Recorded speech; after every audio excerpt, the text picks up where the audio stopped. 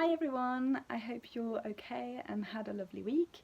This week I'm going to read to you The Darkest Dark. It's written by astronaut Chris Hadfield, who's an absolutely incredible astronaut from Canada who went onto the International Space Station. And if you're interested to see what it's like to be up there, you can ask a grown-up to take you onto YouTube. Google his name, International Space Station, and you can see some really cool clips of what it's like to brush your teeth in space, sleep in space, even go to the toilet in space. It's pretty cool. So I'll get started. Chris was an astronaut, an important and very busy astronaut. When it was time to take a bath, he told his mother, "I'd love to, but I'm saving the planet from aliens." When it was time to get out of the bath and go to bed, he told his father, politely, because astronauts are always polite, "Sorry, no can do, I'm on my way to Mars." An astronaut's work is never done, so astronauts do not like to sleep. But their parents do. "You're a big boy now," said Chris's father. "You have to sleep in your own bed." And Chris tried, he really did, but his room was dark, very dark. The kind of dark that attracts the worst sort of aliens. But his parents meant it. Chris was going to sleep in his own bed tonight. His mum and dad checked under his bed and in the wardrobe, and even in his underwear drawer. They declared the room 100% alien free. They tucked Chris in, they turned on the night light, they even gave him a special bell to ring if he was nervous. Clang, clang, clang, clang, clang, clang. They took away the bell. And then his father said something that worried Chris even more than the dark did. "One more peep, young man, and I'm afraid we'll all be too tired to go next door tomorrow."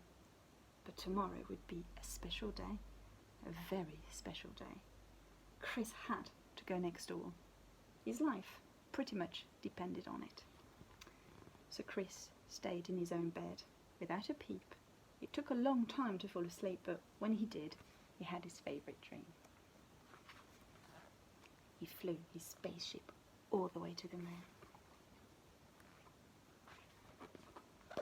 The next day seemed to last forever, but finally, when the moon was shining over the lake and the summer wind was ruffling the leaves of the trees, Chris ran next door.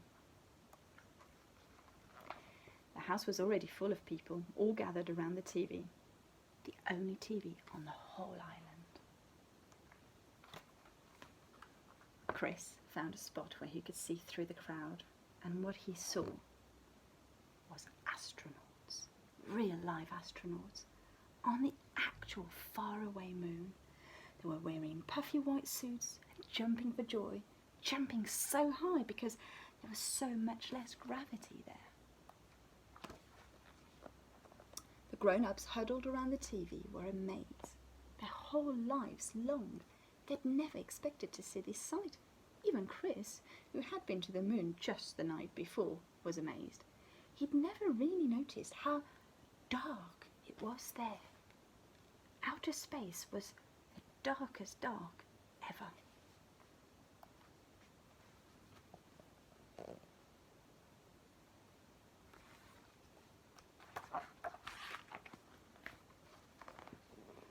That night, Chris did a little experiment. He turned off all the lights in his room, even the night light. It was still dark, very dark.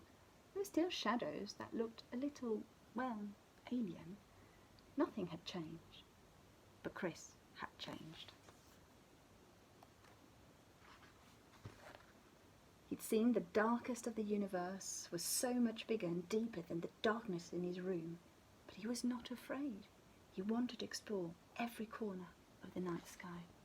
For the first time, Chris could see the power and mystery and velvety black beauty of the dark. And you realise you're never really alone there. Your dreams are always with you, just waiting. Big dreams about the kind of person you want to be. Wonderful dreams about the life you will lead.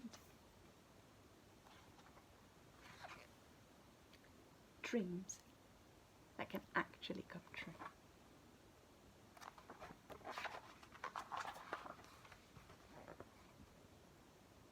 And that's it. And there's a little bit more about Chris Hadfield here, which explains how he became an astronaut. And these are some of the pictures of him when he was a little boy with his dog Albert. And that's that. Hope you enjoyed the story. I hope you have a lovely week, and I'll speak to you all soon. Take care. Bye bye.